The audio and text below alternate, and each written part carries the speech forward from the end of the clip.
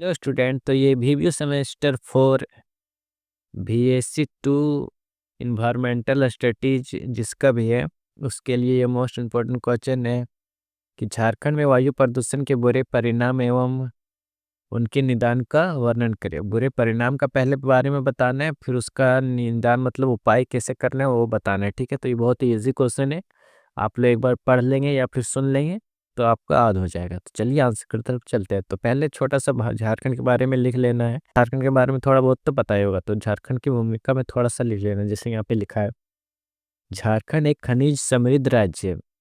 यहाँ कोयला खनन, फैक्ट्रियां एवं वाहन अधिक है। ठीक है, इन्हीं कारणों से वायु प्रदूषण तेजी से बढ़ रहा है। यहाँ पर क्या, कोयला खनन ज़्यादा है तो ज़्यादा फैक्ट्रियां लगेगा, तो और ज़्यादा कोयला यूज़ होगा तो वायु प्रदूषण तो बढ़ भी करेगा, जो मानव जीवन और पर्यावरण दोनों के लिए हानिकारक है। तो वायु प्रदूषण हमारे लिए हानिकारक तो है, ये हम लोग बीमार पड़ जाते हैं इनकी वजह से।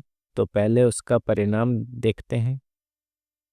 वायु प्रदूषण के बुरे परिणाम, तो आपको ऐसे ही पॉइंट बना के एग्जाम में लिख लेना कि वायु प्रदूषण के बुरे परिणाम, बुरा परिणाम क्या क्या है वो पहले वो लिख लेना। उसके बाद एक एक पॉइंट करके नीचे लिख लेना है। ठीक है, तो पहला लिख लेना आपको, स्वास्थ्य पर बुरा असर। स्वास्थ्य पर बुरा असर कैसे होता है?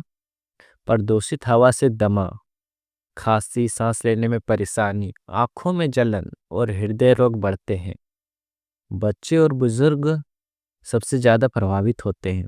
जैसे कि आप लोग को पता होगा कि धनबाद और झरिया में कैसे कोयला का ये हो गया है, अंदर में आग पकड़ लिया है, तो उससे काफ़ी सारा बीमारियां उत्पन्न होती है। और फैक्ट्रियों से जो पोल्यूशन निकलता है उससे भी काफ़ी सारी बीमारियां होती है।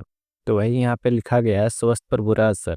तो स्वास्थ्य पर काफ़ी सारा असर पड़ता है ये सब चीज़ों से। और दूसरा पॉइंट में लिख देना आपको, पेड़ पौधों को नुकसान। जहरीलो गैस और धूल के कारण पेड़ पौधे की बढ़वार रुक जाती है। आप लोग को झारखंड में रहते हैं, आप लोग को तो पता ही होगा, जैसे झारखंड में बहुत सारी फैक्ट्रियां वगैरह रहता है कोयला का, तो उसके अगल बगल जितने भी जंगल रहते हैं उसके ऊपर पूरा धूल जम जाता है। ठीक है, और जिसके कारण पेड़ पौधे भी नुकसान हो जाते हैं और उस हमें अच्छा सा ऑक्सीजन नहीं मिल पाता है। ठीक है, पत्तियां सूख जाती है और जंगलों को नुकसान पहुंचाता है और जंगल धीरे धीरे खत्म हो जाता है। ठीक है, और तीसरा मोटे में आपको लिख देना कि खनन क्षेत्रों में समस्या। खनन मतलब कोयला खनन, मतलब जहाँ पे कोयला का खनन होता है, जहाँ से कोयला को निकालते हैं। ठीक, तो कोयला खदानों और कारखानों से निकलने वाली धूल आसपास के गांवों और शहरों की हवा को बहुत खराब कर देती है, क्योंकि वहाँ से अलग अलग जहरीले गैस वगैरह निकलते हैं। ठीक है, और धुएं तो निकलते हैं, बहुत सारे काले धुएं निकलते हैं, जिससे बहुत सारा नुकसान हो जाता है।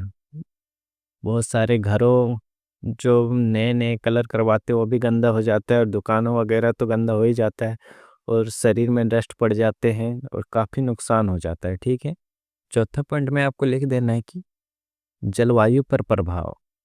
वायु प्रदूषण से तापमान बढ़ता है और मौसम में अनियमित बदलाव होने लगते हैं। ठीक है, पांचवा पॉइंट में लिख देना है आपको आर्थिक नुकसान। उससे आर्थिक नुकसान क्या होगा?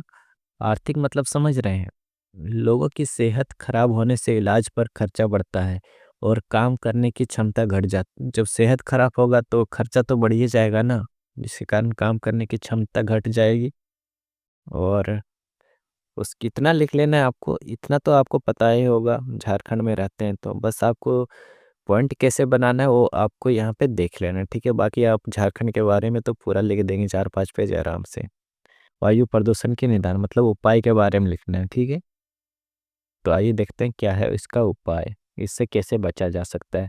तो कारखानों पर नियंत्रण, पहला पॉइंट क्या है कि कारखानों पर जो फैक्ट्रियां होते हैं उस पर नियंत्रण करना है। ठीक है, फैक्ट्रियों में प्रदूषण रोकने वाली मशीनें लगाई जाए। ठीक है, और नियमों का पालन सख्ती से कराया जाए। ऊपर जो पॉइंट हम बताएं वो तो आप लोग को पता ही होगा पहले से। ठीक है, लेकिन उसका उपाय क्या है ये इंपॉर्टेंट है, ये आपको ध्यान से सुनना है। ठीक है, फैक्ट्रियों में प्रदूषण रोकने के लिए मतलब जितने भी पॉल्यूशन है उसको रोकने के लिए कोई मशीन लगाई जाए। ठीक है, जिससे कि आसपास के गांवों में पॉल्यूशन ना फैले और नियमों का पालन सख्ती से कराया जाए। और दूसरा पॉइंट में लिखना है आपको वृक्षारोपण, अधिक से अधिक पेड़ पौधे लगाए जाए। ठीक है, यहाँ से और कटे हुए जंगलों को फिर से हरा भरा बनाया जाए, ठीक है। और जंगलों को काटना बंद करना होगा और उसमें से क्या करना होगा कि नए नए वृक्ष लगाने होंगे, ठीक है।